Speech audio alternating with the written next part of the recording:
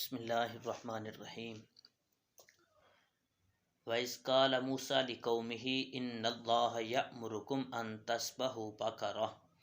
قَالُوا أَتَتَّخِذُنَا هُزُوًا قَالَ أَعُوذُ بِاللَّهِ أَنْ أَكُونَ مِنَ الْجَاهِلِينَ قَالُوا ادْعُ لَنَا رَبَّكَ يُبَيِّن لَنَا مَا هِيَ قَالَ إِنَّهُ يَقُولُ إِنَّهَا بَقَرَةٌ لَا فَارِضٌ وَلَا بِكْرٌ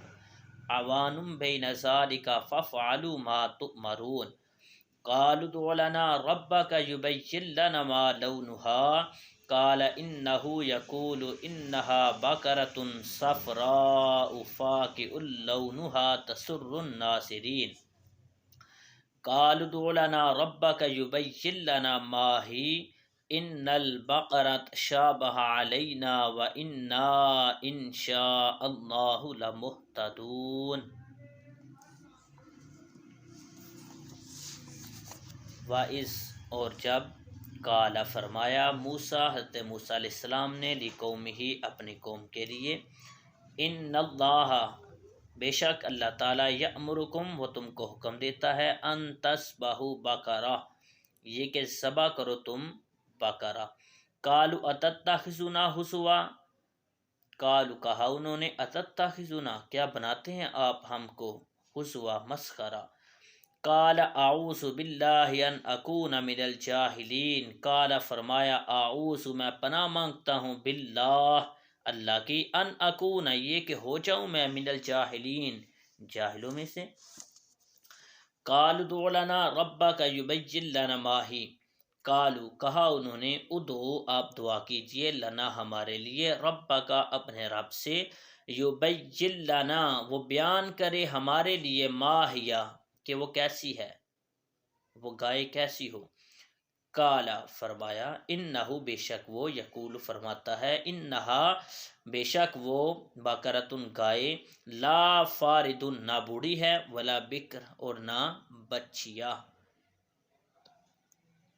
عوان بین ذالک عوان نصف ہے بین ذالک اس کے درمیان فافعلوا پس کرو تم ما تؤمرون جو حکم دیے جاتے ہو تم۔ قالوا ادع لنا ربک یبین لنا ما لونها قالوا کہا انہوں نے ادعو لنا دعا کیجیے ہمارے لیے ربک اپنے رب سے یبین لنا وہ بیان فرمائے ہمارے لیے ما لونها اس کا رنگ کیسا ہو۔ قال فرمایا انہو بے شک وہ یقول فرماتا ہے انہا بے شک وہ بقرۃ گائے صفراء پیلے رنگ کی فاقع شوخ خالص لونہا اس کا رنگ ہے تسر اور وہ خوش کرتی ہے الناظرین دیکھنے والوں کو۔ قالوا کہا انہوں نے ادع لنا ربک یبین لنا ما ہی کہ دعا کیجیے ہمارے لیے اپنے رب سے کہ وہ گائے کیسی ہو۔ انا بے شک البقرہ گائے تشابہ علینا مشتبہ ہو گئی ہم پر وَإِنَّا إِن شَاءَ اللَّهُ لَمُهْتَدُونَ اور تحقیق ہم انشاء اللہ اگر اللہ نے چاہا تو لمہتدون ضرور ہدایت پانے والے ہوں گے۔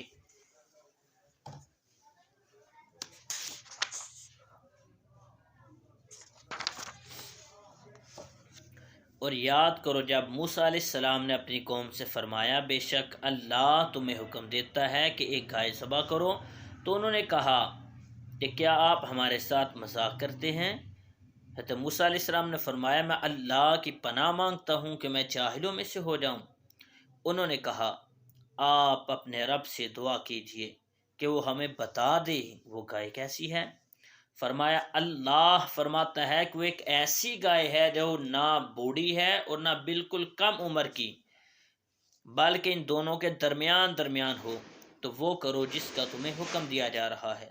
انہوں نے کہا آپ اپنے رب سے دعا کیجئے کہ وہ ہمیں بتا دے اس گائے کا رنگ کیا ہے۔ فرمایا کہ اللہ فرماتا ہے کہ وہ پیلے رنگ کی گائے ہے جس کا رنگ بہت گہرا ہے وہ گائے دیکھنے والوں کو خوشی دیتی ہے۔ انہوں نے کہا آپ اپنے رب سے دعا کیجئے ہمارے لیے واضح طور پر بیان کر دے کہ وہ گائے کیسی ہے کیونکہ بے شک گائے ہم پر مشتبہ ہو گئی ہے اور اگر اللہ چاہے گا تو یقیناً ہم ہدایت کی راہ پا لیں گے۔ ان آیات میں یہودیوں کو جو واقعہ یاد دلایا جا رہا ہے اس کا خلاصہ یہ ہے کہ بنی اسرائیل میں ایک مالدار شخص تھا، اس کے ایک عزیز نے خفیہ طور پر اس کو قتل کر کے دوسرے محلے میں پھینک دیا تاکہ اس کی جو وراثت ہے، مال و دولت ہے، وہ بھی لے لے اور خون بہا بھی، اور پھر دعویٰ کر دیا کہ مجھے خون بہا دلوایا جائے۔ قاتل کا پتہ نہ چلتا تھا۔ وہاں کے لوگوں نے حضرت موسیٰ علیہ السلام سے درخواست کی کہ آپ دعا فرمائیں کہ اللہ حقیقت حال ظاہر فرما دے۔ اس پر حکم ہوا کہ ایک گائے ذبح کر کے اس کا کوئی حصہ مقتول کو ماریں۔ گائے ذبح کی جائے اور گائے کا گوشت کا ایک ٹکڑا جو ہے، جو قتل شدہ بندہ ہے، مقتول ہے، اس کو مار دیا جائے۔ وہ زندہ ہو کر بتا دے گا اس کو کس نے قتل کیا۔ لوگوں نے حیرانگی سے کہا کہ کیا آپ علیہ السلام ہم سے مذاق کر رہے ہیں؟ کیونکہ مقتول کا حال معلوم ہونے اور گائے کے ذبح کرنے میں کوئی مناسبت نہیں ہے۔ اس پر حضرت موسیٰ علیہ السلام نے جواب دیا کہ میں اس بات سے اللہ تعالیٰ کی پناہ مانگتا ہوں کہ میں مذاق کر کے جاہلوں میں سے ہو جاؤں۔ اس سے ایک تو یہ پتہ چلا کہ مذاق کرنا یہ جاہلوں کا کام ہے۔ اسی سے حضرت موسیٰ علیہ السلام نے پناہ مانگی، کہا کہ اللہ تعالیٰ کی پناہ مانگتا ہوں کہ میں مذاق کر کے جاہلوں میں سے ہو جاؤں۔ جب بنی اسرائیل نے سمجھ لیا کہ گائے کا ذبح کرنا مذاق نہیں بلکہ باقاعدہ حکم آ چکے اللہ تعالیٰ کا، تو انہوں نے حضرت موسیٰ علیہ السلام سے اس کے اوصاف دریافت کیے اور بار بار سوال کر کے وہ لوگ قیدیں بڑھاتے گئے، اور بالآخر یہ حکم ہوا کہ ایسی گائے ذبح کرو جو نہ بوڑھی ہو نہ بہت کم عمر کی بلکہ درمیانی عمر کی ہو، بدن پر کوئی داغ نہ ہو، ایک ہی رنگ کی ہو، رنگ آنکھوں کو بھانے والا ہو، اس گائے نے کبھی کھیتی باڑی نہ کی ہو، نہ کبھی کھیتی کو پانی دیا ہو۔ آخری سوال میں انہوں نے کہا کہ اب ہم انشاءاللہ راہ پا لیں گے۔ بہرحال جب سب کچھ طے ہو گیا تو ان کی تسلی ہو گئی، پھر انہوں نے گائے کی تلاش شروع کر دی۔ ان کے اطراف میں ایک ایسی گائے تھی۔ اب اس سے یہ پتہ چلے گا کہ جب والدین صالحین ہوں، نیک لوگ ہوں، تو پھر ان کی اولاد کو بھی اس کا فائدہ حاصل ہوتا ہے۔ ان کے اطراف میں ایسی صرف ایک گائے تھی۔ اس کا حال یہ تھا کہ بنی اسرائیل میں ایک صالح شخص تھے، ان کا ایک چھوٹا بچہ تھا، ان کے پاس ایک گائے کے بچے کے علاوہ اور کچھ نہ رہا تھا۔ انہوں نے اس کے گردن پر مہر لگا کر اللہ تعالیٰ کے نام پر چھوڑ دیا اور بارگاہ حق میں عرض کی، یا رب میں اس گائے کے بچے کو اس فرزند کے لیے تیرے پاس ودیت رکھتا ہوں تاکہ جب یہ فرزند بڑا ہو تو یہ اس کے کام آئے۔ اس نیک شخص کا تو انتقال ہو گیا، لیکن وہ گائے کا جو بچہ تھا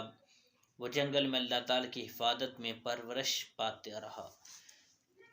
تو جب یہ لڑکا بڑا ہوا تو صالح متقی بنا اور ماں کا فرما بردار تھا۔ ایک دن اس کی والدہ نے کہا کہ اے نور نظر، ہے میرے بیٹے، تیرے باپ نے تیرے لیے فلاں جنگل میں خدا کے نام پر ایک بچیا گائے کا بچہ چھوڑ دیا ہے، وہ اب جوان ہو گئی ہوگی، اللہ تعالیٰ سے دعا کرو وہ تجھے عطا فرمائے اور تو اسے جنگل سے لے آ۔ لڑکا جنگل میں گیا، اس نے گائے کو جنگل میں دیکھا، والدہ کی بتائی ہوئی علامتیں اس میں پائیں اور اس کو اللہ کی قسم دے کر بلایا تو حاضر ہو گئی۔ وہ نوجوان اس گائے کو والدہ کی خدمت میں لایا۔ والدہ نے بازار میں لے جا کر 3 دینار پر فروخت کرنے کا حکم دیا اور یہ شرط کی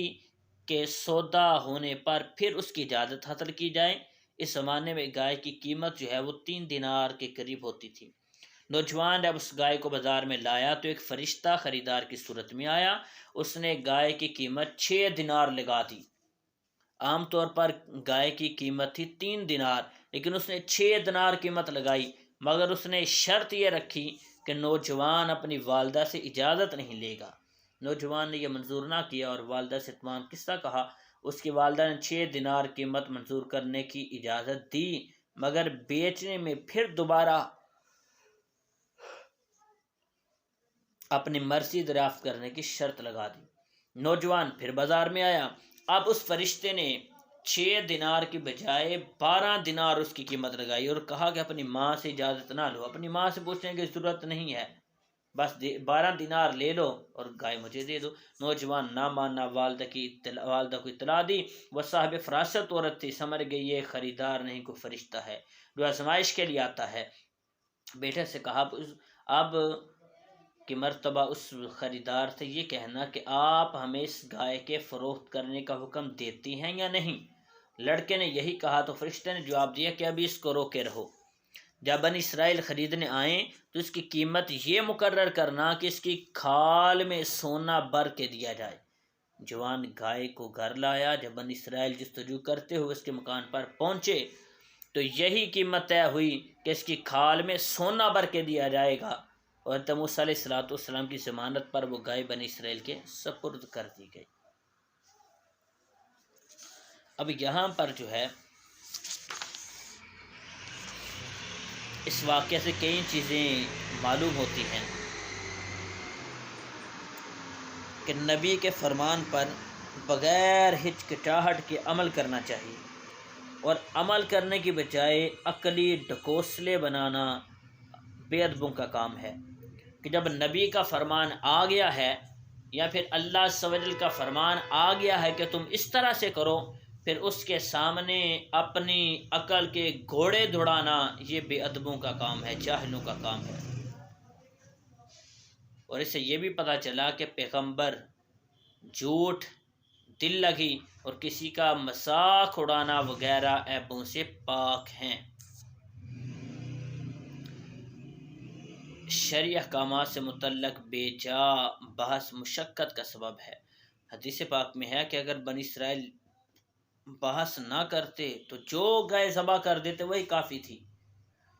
انہیں صرف حکم تھا کہ گائے کو ذبح کرو اور اس کا گوشت ایک ٹکڑا مقتول کو مار دو، وہ زندہ ہو کر بتا دے گا کہ کس نے اس کو قتل کیا ہے۔ لیکن وہ سوال کرتے رہے، سوال کر کر کے جو ہے قیدیں بڑھاتے رہے، اس لیے انہیں اتنی مشقت اٹھانا پڑی۔ اگر وہ کوئی ایک گائے خریدتے جس کی قیمت اس وقت 3 دینار تھی اور اس کو ذبح کر کے جو ہے اس کے گوشت کا ٹکڑا مقتول کو مارتے، وہ زندہ ہو کر بتا دیتا۔ لیکن جب قید بڑھاتے گئے تو اب اس کی قیمت وہ گائے جو اس کی قید بار بار ان کے سوال کرنے کی وجہ سے قید بڑھتی گئی کہ اس طرح کی گائے ہو، اس طرح کی ہو، جو شرط لگائی گئی، پھر انہیں اتنی قیمت دینا پڑی کہ اس گائے کی کھال میں سونا بھر کے دینا پڑا۔ تو شرعی احکامات سے متعلق بے جا بحث کرنا یہ مشقت کا سبب ہے۔ اور اسے یہ بھی پتہ چلا کہ انشاءاللہ کہنے کی بہت برکت ہے۔ حضور پر نور صلی اللہ علیہ وسلم نے فرمایا اگر بنی اسرائیل وَإِنَّا إِن شَاءَ اللَّهُ لَمُهْتَدُونَ نہ کہتے تو کبھی بھی وہ گائے نہ پاتے۔ اس سے یہ بھی پتہ چلا کہ جو اپنے عیال کو اللہ تعالیٰ کے سپرد کر دے، اپنی اولاد کو اللہ تعالیٰ کے سپرد کر دے تو اللہ تعالیٰ اس کی عمدہ پرورش فرماتا ہے، اپنے عیال، مال و دولت کو۔ اور جو اپنا مال اللہ تعالیٰ کے بھروسہ پر اس کی امانت میں دے تو اللہ تعالیٰ اس میں برکت دیتا ہے۔ والدین کی فرما برداری اللہ تعالیٰ کو پسند ہے۔ ماں باپ کی خدمت و اطاعت کرنے والوں کو دونوں جہانوں میں عزت حاصل ہوتی ہے۔ اس واقعے سے یہ ساری چیزیں ہمیں سمجھ آ رہی ہیں۔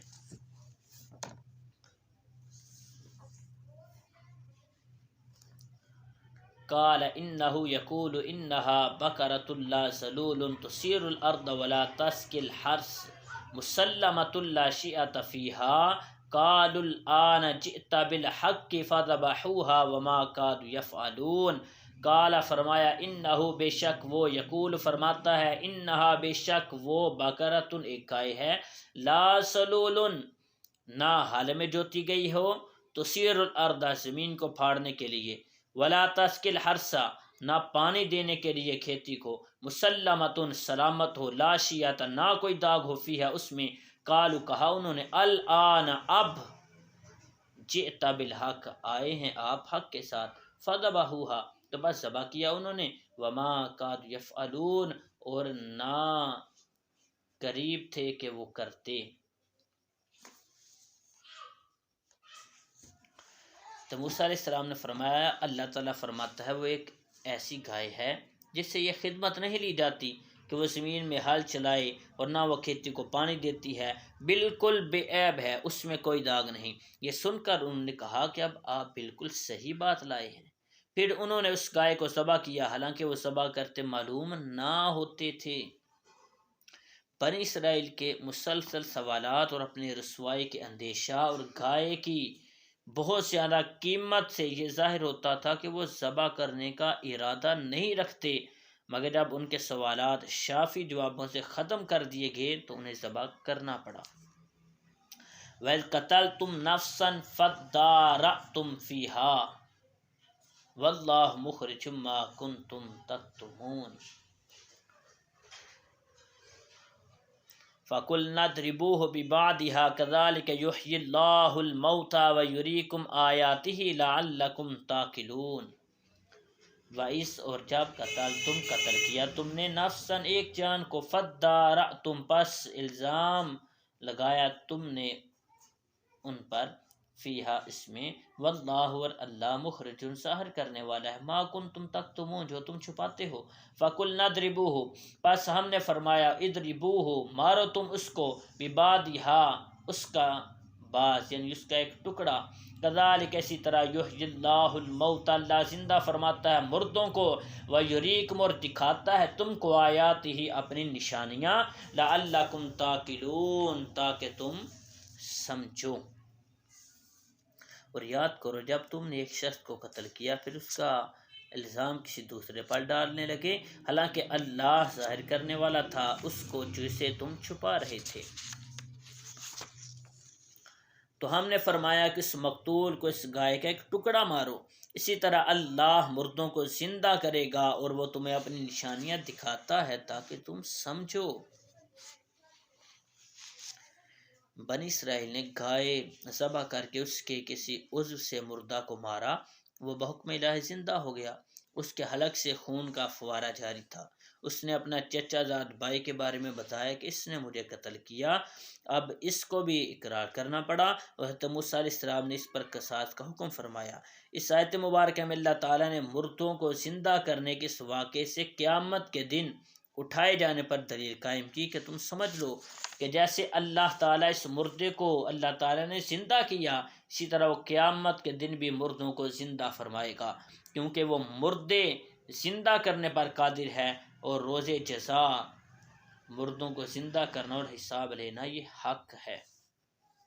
ثم قست قلوبکم من بعد ذالک فہی کالحجارہ، ثم پھر قست سخت ہو گئے، قلوبکم تمہارے دل، من بعد ذالک اس کے بعد، فہی پس وہ کالحجارہ پتھر کی طرح ہیں، او اشد قسوہ یا اس سے بھی زیادہ سخت ہیں۔ وَإِنَّ مِنَ الْحِجَارَةِ اور بے شک پتھروں میں سے بعض پتھر ایسے ہیں، لما البتہ جو یتفجر جاری ہوتی ہیں، منہ الانہار اس سے نہریں، وَإِنَّ اور بے شک منہا اس سے یعنی ان پتھروں میں سے بعض پتھر ایسے ہیں، لما یشقق البتہ جو پھٹ جاتے ہیں، فیخرج تو نکلتا ہے، منہ الماء اس سے پانی، وَإِنَّ اور بے شک منہا اس سے، لما البتہ جو یہبط گر جاتے ہیں، من خشیت اللہ اللہ کے ڈر سے، وَمَا اللَّهُ بِغَافِلٍ عَمَّا تَعْمَلُونَ اور نہیں اللہ تعالیٰ بے خبر اس سے جو تم کرتے ہو۔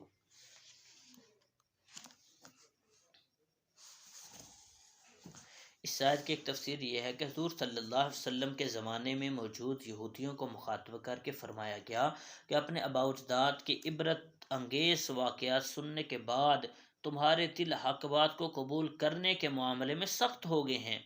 اور وہ شدت و سختی میں پتھروں کی طرح ہیں، بلکہ ان سے بھی زیادہ سخت ہیں،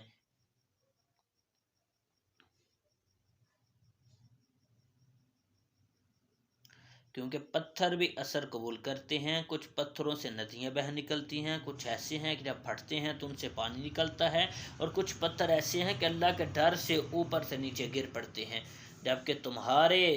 دل اطاعت کے لیے جھکتے ہیں، نہ نرم ہوتے ہیں، نہ اللہ تعالیٰ سے ڈرتے ہیں، نہ ہی وہ کام کرتے ہیں جس کا انہیں حکم دیا جاتا ہے۔ اور یاد رکھو اللہ تعالیٰ تمہارے اعمال سے ہرگز بے خبر نہیں ہے، بلکہ وہ تمہیں ایک خاص وقت تک کے لیے مہلت دے رہا ہے۔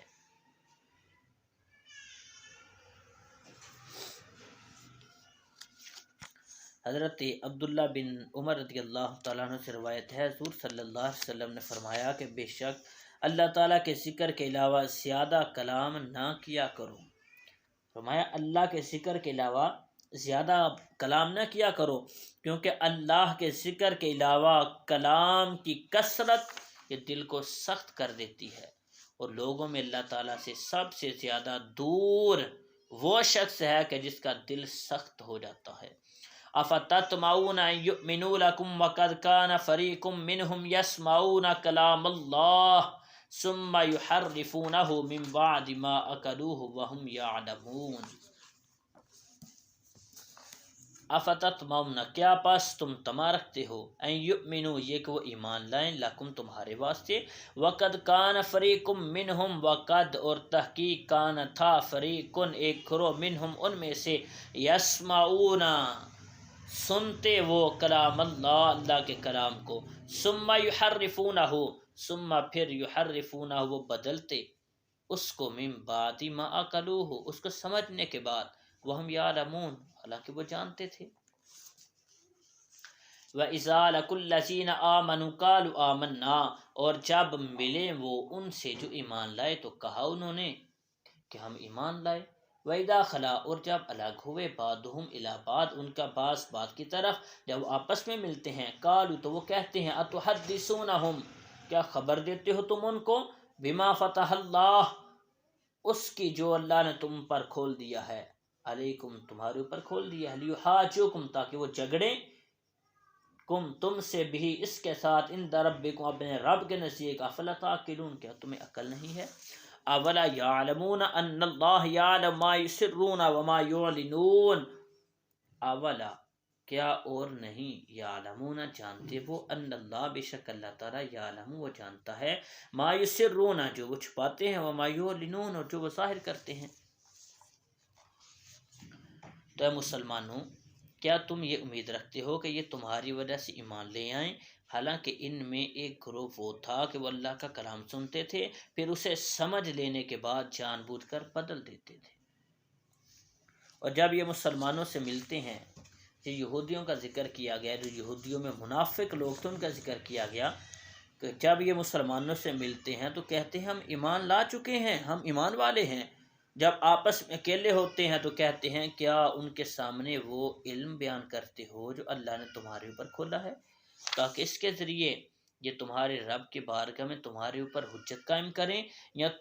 کیا تمہیں عقل نہیں ہے، کیا یہ اتنی بات نہیں جانتے کہ اللہ جانتا ہے جو کچھ وہ چھپاتے ہیں اور جو کچھ وہ ظاہر کرتے ہیں۔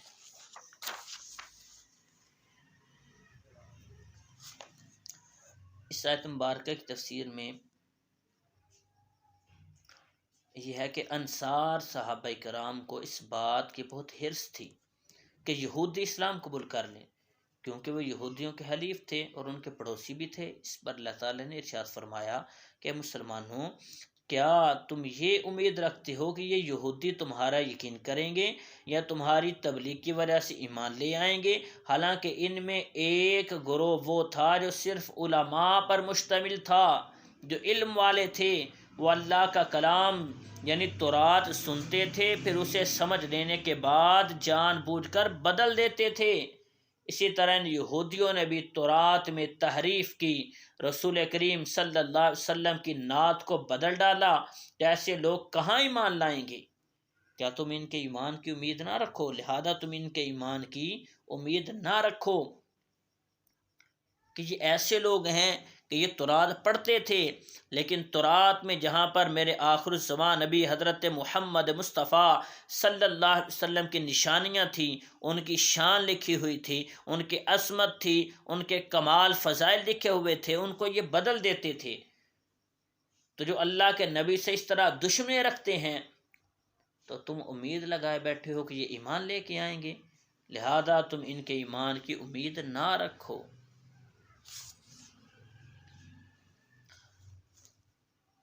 اور وَإِذَا لَقُوا الَّذِينَ آمَنُوا قَالُوا آمَنَّا کہ جب وہ ایمان والوں سے ملتے ہیں کہتے ہیں ہم ایمان لا چکے ہیں، لیکن جب اپنے یہودیوں کے ساتھ، منافقوں کے ساتھ ملتے ہیں تو ان سے کہتے ہیں ان سے پھر یہ کہتے ہیں کہ کیا تم انہیں وہ باتیں بتاتے ہو کہ جو اللہ نے تم پر کھول دی ہیں تاکہ وہ تم پر حجت قائم کریں۔ حضرت عبداللہ ابن عباس رضی اللہ تعالیٰ عنہ فرماتے ہیں کہ یہودی منافق جب صحابہ کرام سے ملتے تو ان سے کہتے کہ جس پر تم ایمان لائے اس پر ہم بھی ایمان لائے، تم حق پر ہو، تمہارے آقا محمد مصطفیٰ صلی اللہ تعالیٰ علیہ وآلہ وسلم سچے ہیں، ان کا قول حق ہے، ہم ان کی نعت صفت اپنی کتاب تورات میں پاتے ہیں۔ جب یہ اپنے سرداروں کے پاس جاتے تو وہ ان منافقوں کو ملامت کرتے، ڈانٹتے کہ کیا تم مسلمانوں کے سامنے ان کے آقا محمد مصطفیٰ صلی اللہ تعالیٰ علیہ وآلہ وسلم کے بارے میں وہ باتیں بیان کرتے ہو جو اللہ نے تمہاری کتاب میں بیان فرمائی ہیں، تاکہ اس کے ذریعے دنیا و آخرت میں تمہارے اوپر حجت قائم کر دیں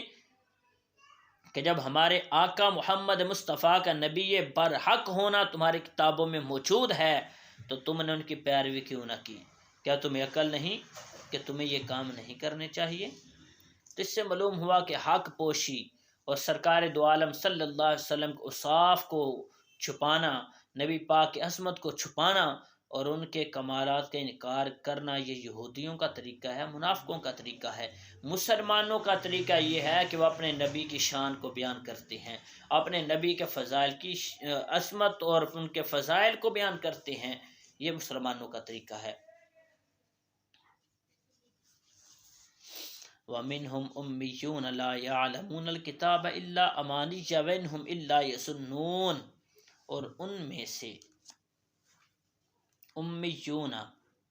جو ان پڑھ ہیں، یعلمون الکتاب لا یعلمون الکتاب کتاب کو نہیں جانتے، الا مگر امانیہ من گڑت باتیں، وَإِنْهُمْ إِلَّا يَظُنُّونَ اور نہیں وہ مگر گمان کرتے ہیں۔ اور ان میں کچھ ان پڑھ ہیں جو کتاب کو نہیں جانتے مگر زبانی پڑھ لینا یا کچھ اپنی من گڑت، اور یہ صرف خیال و گمان میں پڑے ہوئے ہیں۔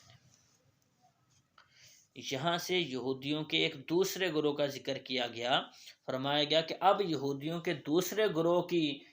حالت یہ ہے کہ ان میں کچھ ان پڑھ ہیں جو کتاب یعنی تورات کو خود تو جانتے ہی نہیں مگر اپنے مفاد پرست سرداروں کے بیانات پر ہی، جیسے ان کے گرو سردار ان کو کہہ دیتے ان پر ہی وہ الٹے سیدھے خیالات بٹھا لیتے اور سمجھتے کہ یہ ہماری بخشش کے لیے کافی ہے۔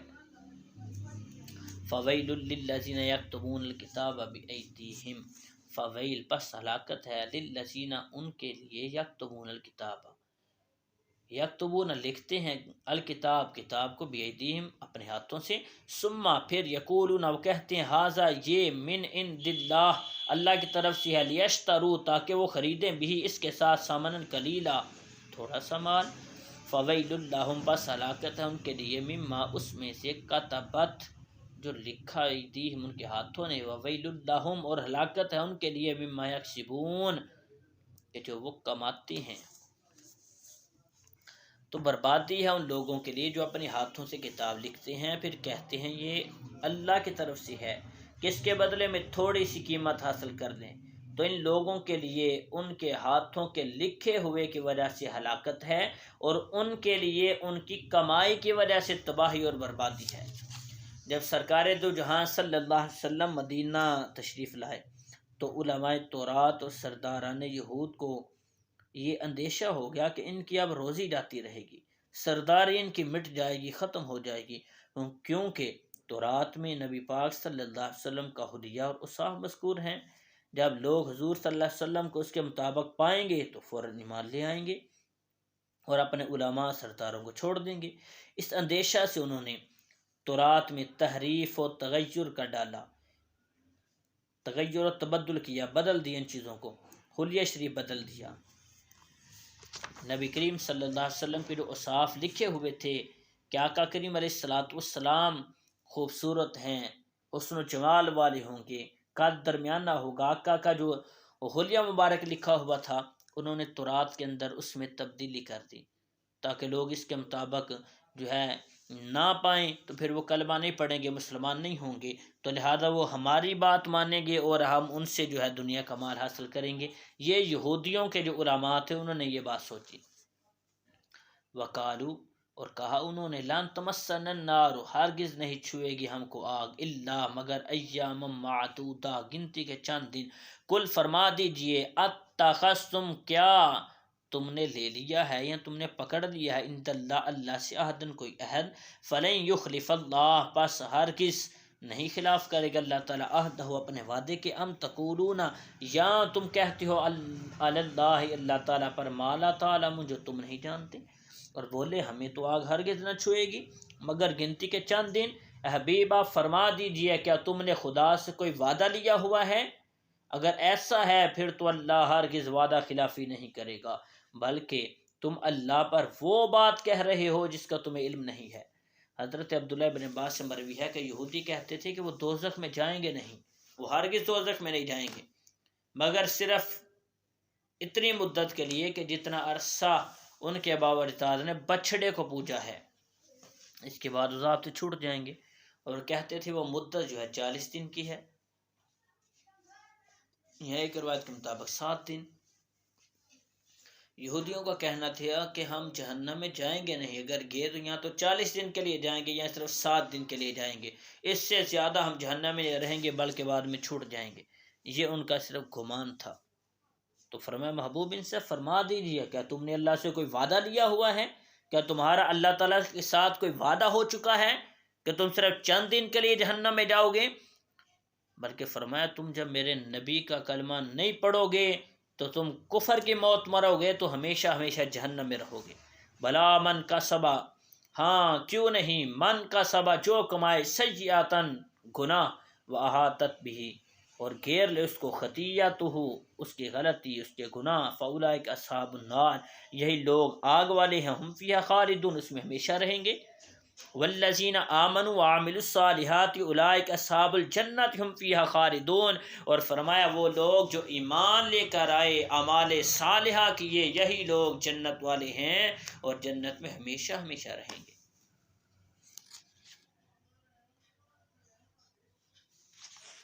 فرمایا جس نے گناہ کیا اور اس کی خطا اس کا گھیراؤ کر لیا اس آیت میں گناہ سے مراد شرک اور کفر ہے کہ جس نے شرک کیا اور کفر کیا اور پھر اسی حالت میں مر گیا تو فرمایا ہمیشہ ہمیشہ جہنم میں رہے گا ہمیشہ ہمیشہ جہنم میں رہے گا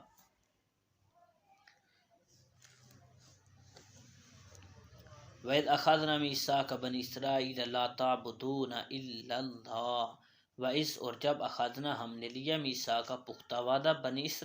اسرائیل سے لا تعبدون الا اللہ کہ نہیں وہ عبادت کریں گے مگر اللہ کی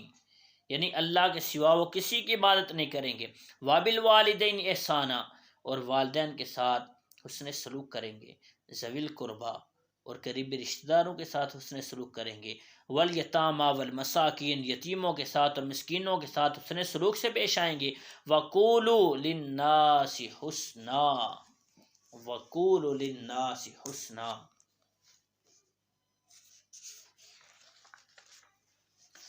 وَقُولُوا اور کہو تم لِلنَّاسِ لوگوں کے لیے حسنا اچھی بات وَأَقِیمُوا الصَّلَاةَ وَآتُوا الزَّکاۃَ اور تم نماز قائم کرو زکوٰۃ ادا کرو ثُمَّ تَوَلَّیْتُمْ ثم پھر تولیتم پھر گئے تم الا مگر قلیلا منکم تم میں سے تھوڑے وانتم موردون اور تم منہ پھیرنے والے ہو اور فرمایا یہودیوں وہ وقت یاد کرو کہ جب ہم نے تم سے پختہ وعدہ لیا کہ تم اللہ کے سوا کسی کی عبادت نہیں کرو گے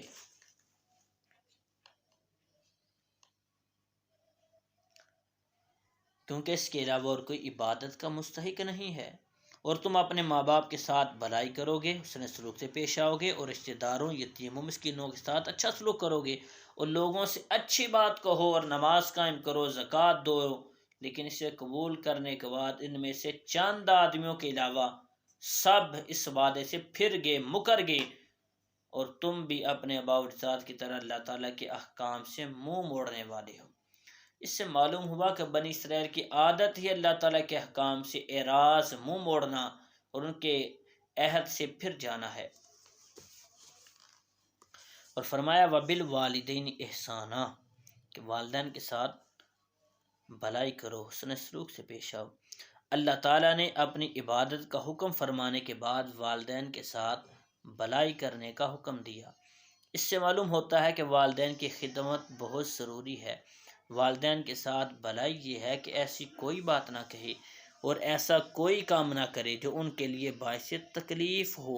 اور اپنے بدن اور مال سے ان کی خوب خدمت کرے، ان سے محبت کرے، ان کے پاس اٹھنے بیٹھنے، ان سے گفتگو کرنے اور دیگر تمام کاموں میں ان کا ادب کرے، ان کی خدمت کے لیے اپنا مال انہیں خوش دلی سے پیش کرے، اور جب انہیں ضرورت ہو تو ان کے پاس حاضر رہے، ان کی وفات کے بعد ان کے لیے صالح ثواب کرے، ان کی جائز وصیتوں کو پورا کرے، ان کے اچھے تعلقات کو قائم کرے۔ والدین کے ساتھ بلائی کرنے میں یہ بھی داخل ہے کہ اگر وہ گناہوں کے عادی ہوں یا کسی بد مذہبی میں گرفتار ہوں تو ان کو نرمی کے ساتھ اصلاح و تقوی اور صحیح عقائد کی طرف لانے کی کوشش کرتا رہے۔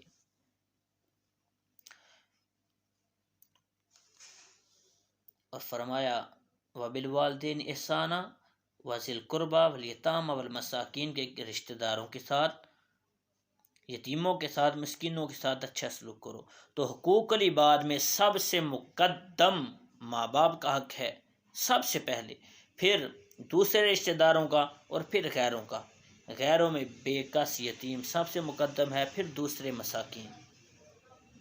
نبی پاک صلی اللہ علیہ وسلم نے فرمایا کہ ہما جنتو کا ونارو کا، اپنے صحابی سے فرمایا کہ میرے صحابی، تمہارے ماں باپ ہی تمہارے لیے جنت ہیں، تمہارے ماں باپ ہی تمہارے لیے دوزخ بھی ہیں۔ اگر بندہ ماں باپ کی نافرمانی کرے، ماں باپ کا ادب نہ کرے، خدمت نہ کرے، تو ماں باپ ناراض ہوں گے۔ جب ماں باپ ناراض ہوں گے تو پھر اللہ کا رسول ناراض ہو جائے گا، اللہ رب العالمین بھی ناراض ہو جائے گا، تو پھر یہ ناراضگی جہنم میں جانے کا سبب بنے گی۔ اور فرمایا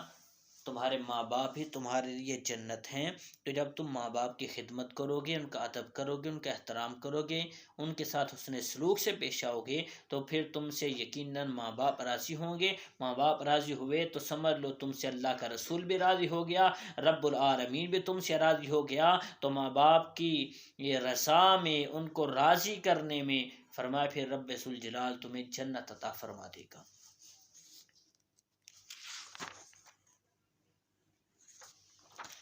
اسلام میں حقوق العباد کی بہت اہمیت ہے۔ اس آیت میں والدین اور دیگر لوگوں کے حقوق بیان کرنے سے یہ بھی معلوم ہوا کہ دین اسلام میں حقوق العباد کی بہت زیادہ اہمیت ہے، بلکہ حدیث مبارکہ میں یہاں تک ہے کہ حقوق اللہ پورا کرنے کے باوجود بہت سے لوگ حقوق العباد میں کمی کی وجہ سے جہنم کے مستحق ہوں گے۔ حضور اقدس صلی اللہ علیہ وسلم نے فرمایا کہ میرے صحابہ، کیا تم جانتے ہو کہ مفلس کون ہے؟ عرض کی یا رسول اللہ، ہم میں مفلس وہ ہے کہ جس کے پاس درہم نہیں ہے، ساز و سامان نہ ہو۔ نبی پاک صلی اللہ علیہ وسلم نے فرمایا کہ میری امت میں مفلس وہ ہے جو قیامت کے دن نماز، روزہ، زکوٰۃ وغیرہ اعمال تو لے کر آئے گا، اس کا حال یہ ہوگا کہ اس نے دنیا میں رہتے ہوئے کسی کو گالی دی ہوگی، کسی پر تہمت لگائی ہوگی، کسی کا مال کھایا ہوگا، کسی کا خون بہایا تھا، کسی کو مارا تھا، اور ان میں سے ہر ایک کو اس کی نیکیاں دے دی جائیں گی، اور ان کے حقوق پورے ہونے سے پہلے اگر اس کی نیکیاں ختم ہو گئیں تو ان کے گناہ اس پر ڈال دیے جائیں گے، پھر اسے جہنم میں ڈال دیا جائے گا۔ تو یہ ہے حقوق العباد کتنی اہمیت ہے۔ اور فرمایا وقول للناس حسنا، کہ لوگوں سے اچھی بات کہو۔ اچھی بات سے مراد نیکی کی دعوت، برائیوں سے روکنا ہے۔ نیکی کی دعوت میں اس کے تمام طریقے داخل ہیں، جیسے بیان کرنا، درس دینا، وعظ و نصیحت کرنا وغیرہ۔ اچھی بات کہنے میں اللہ تعالیٰ کی عظمت، حضور پر نور صلی اللہ علیہ وسلم کی شان، اولیاء کرام رحمۃ اللہ تعالی علیہم کے مقام و مرتبہ کا بیان، اور نیکیوں اور برائیوں کے متعلق سمجھانا سب شامل ہیں۔ یہ ہے اچھی بات۔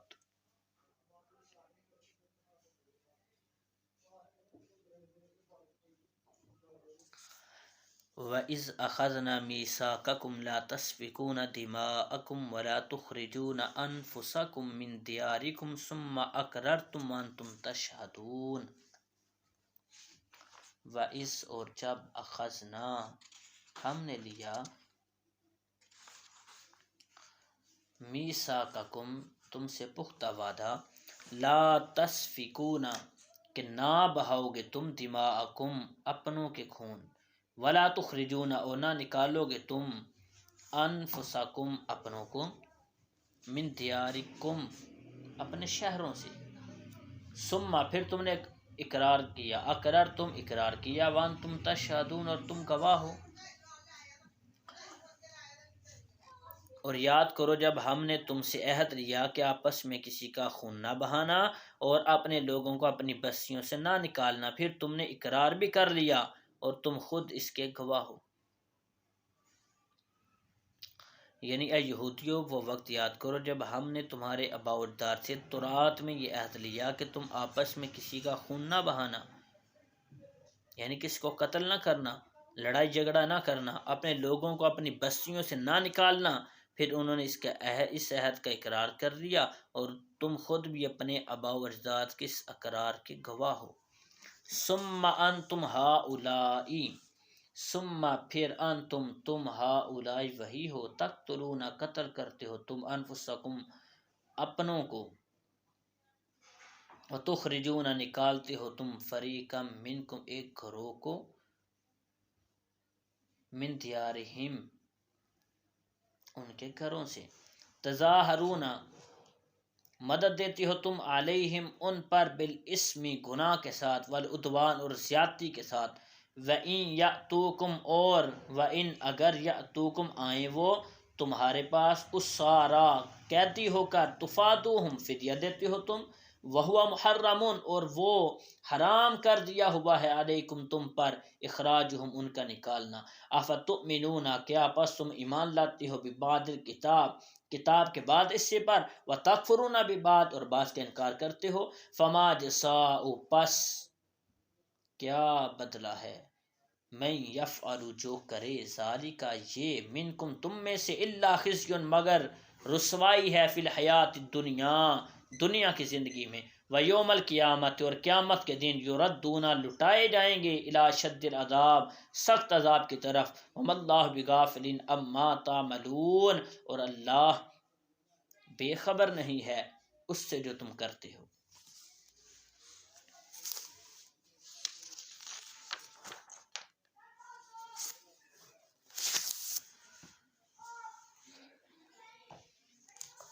اس آیت مبارکہ میں فرمایا گیا پھر یہ تم ہی ہو جو اپنے لوگوں کو قتل بھی کرنے لگے اور اپنے میں سے ایک گروہ کو ان کے وطن سے بھی نکالنے لگے، تم ان کے خلاف گناہ اور زیادتی کے کاموں میں مدد بھی کرتے ہو، اگر وہی قیدی ہو کر تمہارے پاس آئیں تو تم معاوضہ دے کر انہیں چھڑا لیتے ہو، حالانکہ تمہارے اوپر تو ان کا نکالنا حرام ہے۔ کیا تم اللہ کے بعد احکامات کو مانتے ہو اور بات سے انکار کرتے ہو؟ تو جو تم میں ایسا کرے اس کا بدلہ دنیاوی زندگی میں ذلت و رسوائی کے سوا اور کیا ہے، اور قیامت کے دن انہیں شدید ترین عذاب کی طرف لٹایا جائے گا، اور اللہ تمہارے اعمال سے بے خبر نہیں ہے۔ اولئک الذین یہی وہ لوگ ہیں، اشتروا کہ جن نے خریدا الحیات دنیا کی زندگی بدلے میں، بالآخرہ آخرت کو، یہی ہیں وہ لوگ کہ خریدی جنہوں نے زندگی دنیا کی زندگی بالآخرہ آخرت کے بدلے میں، فلا یخفف پس نہیں ہلکا کیا جائے گا، انہم العذاب ان سے عذاب کو، ولا ہم ینصرون اور نہ وہ مدد دیے جائیں گے۔ فرمایا یہ وہ لوگ ہیں کہ جنہوں نے آخرت کے بدلے دنیا کی زندگی خرید لی، تو ان سے نہ تو عذاب ہلکا کیا جائے گا اور نہ ہی ان کی مدد کی جائے گی۔ اس آیت میں حضور پر نور صلی اللہ علیہ وسلم کے مقدس زمانے میں موجود یہودیوں کے عجیب و غریب طرز عمل کا بیان ہے۔ المختصر اس کا پس منظر یہ ہے کہ تورات میں بنی اسرائیل کو 3 حکم دیے گئے تھے کہ ایک دوسرے کو قتل نہ کرنا اور ایک دوسرے کو جلا وطن نہ کرنا، اگر وہ اپنی قوم کے کسی مرد یا عورت کو اس حال میں پائیں کہ اسے غلام یا لونڈی بنا لیا گیا ہے تو اسے خرید کر آزاد کر دیں۔ نسل در نسل یہ عہد چلتا رہا، یہاں تک کہ مدینہ منورہ کے گرد و نواح میں آباد یہودیوں کے 2 قبائل بنو قریظہ اور بنو نذیر میں منتقل ہوا۔ اس وقت مدینہ شریف میں مشرکوں کے دو قبیلے اوس اور خزرج رہتے تھے۔ بنو قریظہ اوس قبیلے کے حلیف تھے اور بنو نذیر خزرج قبیلے کے حلیف تھے، اور ہر ایک قبیلے نے اپنے حلیف کے ساتھ قسم اٹھا رکھی تھی کہ اگر ہم میں سے کسی پر کوئی حملہ آور ہو تو دوسرا اس کی مدد کرے گا۔ جب اوس اور خزرج کے درمیان جنگ ہوئی تو بنو قریظہ اوس کی اور بنو نذیر خزرج کی مدد کے لیے آتے تھے،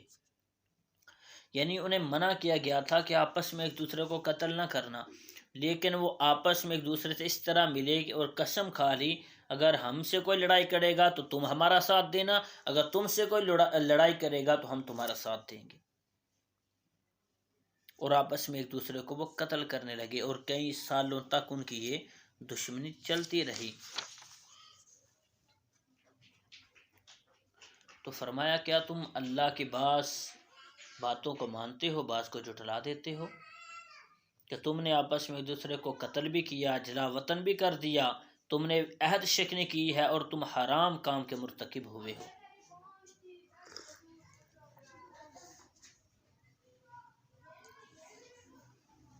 وَلَقَدْ آتَيْنَا مُوسَى الْكِتَابَ وَكَفَّيْنَا مِن بَعْدِهِ بِالرُّسُلِ، اور البتہ تحقیق عطا کی ہم نے موسیٰ الکتاب، تو موسیٰ علیہ السلام کو کتاب، وَكَفَّيْنَا اور پے در پہ بھیجے ہم نے، یعنی مسلسل بھیجے ہم نے، من بعدہ بالرسل اس کے بعد رسول، وآتینا اور دی ہم نے عیسیٰ ابن مریم البینات عیسیٰ ابن مریم کو کھلی نشانیاں، ویدناہ اور ہم نے مدد کی ان کی بروح القدس روح قدس کے ساتھ، یعنی حضرت جبریل امین کے ذریعے۔ افکلما کیا پس کلما جب کبھی جاءکم آئے تمہارے پاس رسول کوئی رسول، بما لا تہوا ساتھ اس کے جو لا تہوا نہیں چاہتی انفسکم تمہاری جانیں، یعنی جس کو تمہاری جان تمہارے نفس نہیں چاہتے، انفسکم استکبرتم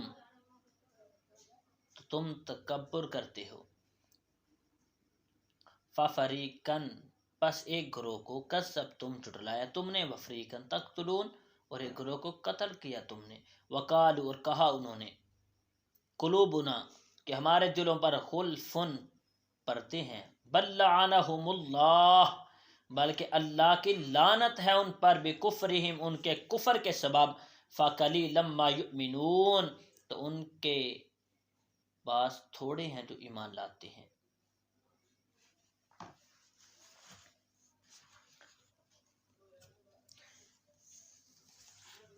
اور بے شک ہم نے موسیٰ علیہ السلام کو کتاب عطا کی، اس کے بعد پے در پہ یعنی مسلسل رسول بھیجے، پھر ہم نے عیسیٰ ابن مریم کو کھلی نشانیاں دیں اور پاک روح کے ذریعے ان کی مدد کی۔ تو اے بنی اسرائیل کیا تمہارا یہ معمول نہیں ہے کہ جب کبھی تمہارے پاس کوئی رسول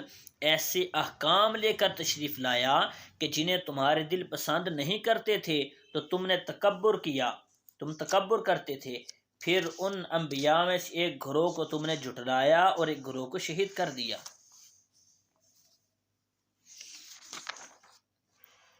اور یہودیوں نے کہا کہ ہمارے دلوں پر پردے پڑے ہیں، بلکہ اللہ نے ان کے کفر کی وجہ سے ان پر لعنت کر دی ہے، تو ان میں سے تھوڑے لوگ ہی ایمان لاتے ہیں۔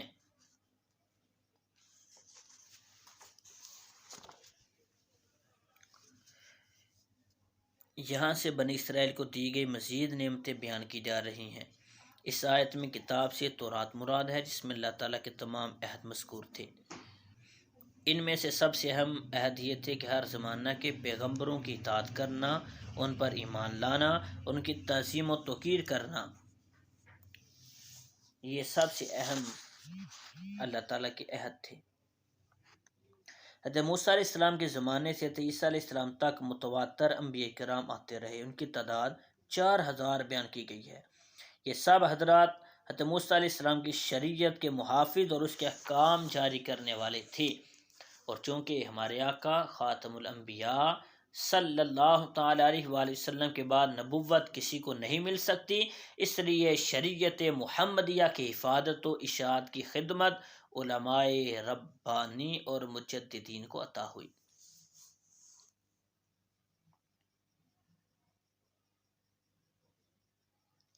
اور فرمایا وَأَيَّدْنَاهُ بِرُوحِ الْقُدُسِ، اور پاک روح کے ذریعے اس کی مدد کی۔ روح القدس سے حضرت جبریل علیہ السلام مراد ہیں کہ وہ روحانی ہیں اور ایسی وحی لاتے ہیں جس سے دلوں کو حیات یعنی زندگی ملتی ہے۔ حضرت جبریل علیہ السلام کو حضرت عیسیٰ علیہ السلام کے ساتھ رہنے کا حکم تھا۔ حضرت عیسیٰ علیہ السلام کے آسمان پر اٹھائے جانے تک حضرت جبریل علیہ السلام سفر و حضر میں کبھی آپ سے جدا نہ ہوئے، اور حضرت جبریل امین کی تائید حضرت عیسیٰ علیہ السلام کی بہت بڑی فضیلت ہے۔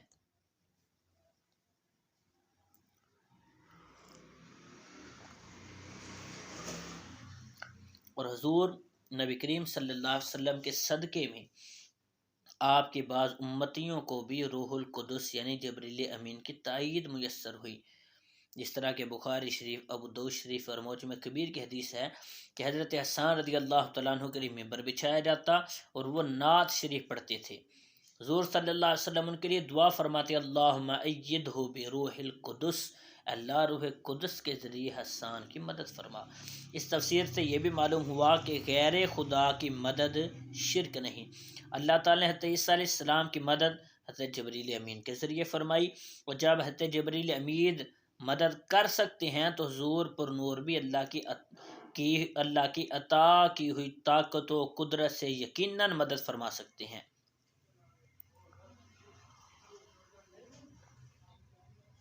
حضور صلی اللہ علیہ وسلم کا اپنی حیات ظاہری میں مدد فرمانے کا ثبوت کثیر حدیث میں ذکر ہے۔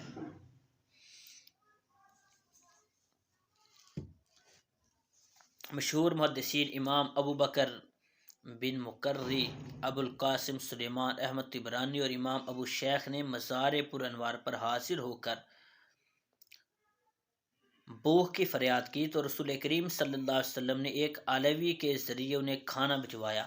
اس علوی نے کہا کہ آپ لوگوں نے بارگاہ رسالت میں فریاد کی تھی تو مجھے خواب میں نبی کریم صلی اللہ علیہ وسلم کی زیارت ہوئی اور نبی پاک نے مجھے حکم فرمایا کہ میں آپ لوگوں تک کھانا پہنچا دوں۔ اس طرح نبی کریم علیہ السلام نے اپنی امت کے لوگوں کی مدد کی۔ اسی طرح ابو قاسم ثابت بن احمد بغدادی فرماتے ہیں کہ میں تاجدار رسالت صلی اللہ علیہ وسلم کے شہر اقدس مدینہ منورہ میں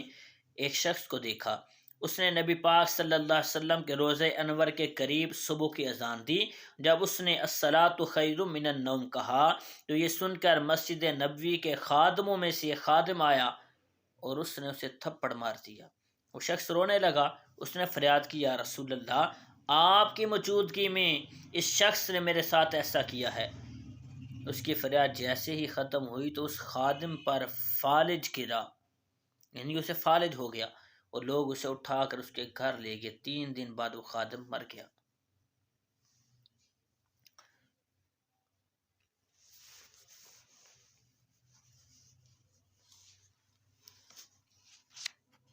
اسی طرح بے شمار واقعات حضور علیہ الصلوۃ والسلام کے اس طرح سے روایات میں موجود ہیں کہ نبی پاک صلی اللہ علیہ وسلم نے اپنی امت کے لوگوں کی مدد فرمائی ہے۔ لہذا بنی اسرائیل کی یہاں پر جو واقعہ بیان ہوا اور ان ساری ترجمہ و تفسیر میں ہمیں اس بات کا یہ سبق ملتا ہے کہ جس طرح بنی اسرائیل کو ہر طرح کی نعمتیں دی گئیں لیکن وہ نہ شکرے رہے، نہ شکری کرتے رہے، نعمتوں کو جھٹلاتے رہے، اللہ تعالیٰ کے بعض احکام کو مان لیتے، بعض کو چھوڑ دیتے، انکار کر دیتے تھے۔ اس وجہ سے انہیں طرح طرح کی مصیبتیں بھی آئی، لیکن رب العالمین ارحم الراحمین ہے، وہ ان کو معاف کرتا رہا۔ تو اس واقعے میں ہمارے لیے یہ بھی سبق ہے کہ ہم ہر حال میں اللہ تعالیٰ کی بارگاہ میں اللہ تعالیٰ کا شکر ادا کرتے رہیں، کیونکہ حکم ہے لئن شکرتم لازیدنکم، کہ اگر تم شکر کرو گے تو میں تمہیں اور زیادہ عطا کروں گا۔ اور حکم ہے، فرمایا گیا فاذکرونی اذکرکم،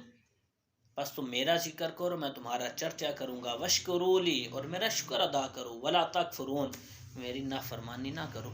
تو ہمیں بھی شکر ادا کرنے کا حکم دیا گیا ہے۔ وقولوا للناس حسنا، اور لوگوں سے اچھی بات کہنے کا حکم دیا گیا ہے، ماں باپ سے نیکی کرنے کا حکم دیا گیا ہے، رشتہ داروں سے اچھے تعلقات رکھنے کا حکم دیا گیا ہے۔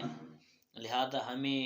چاہیے کہ ہم ان سب باتوں پر عمل کریں، ہم نماز بھی قائم کریں، حقوق اللہ کا بھی خیال رکھیں، حقوق العباد کا بھی خیال رکھیں۔ اللہ پاک ہم سب کو نبی رحمت صلی اللہ علیہ وسلم کی تعلیمات پر عمل کرنے کی توفیق عطا فرمائے۔ وما توفیقی الا باللہ۔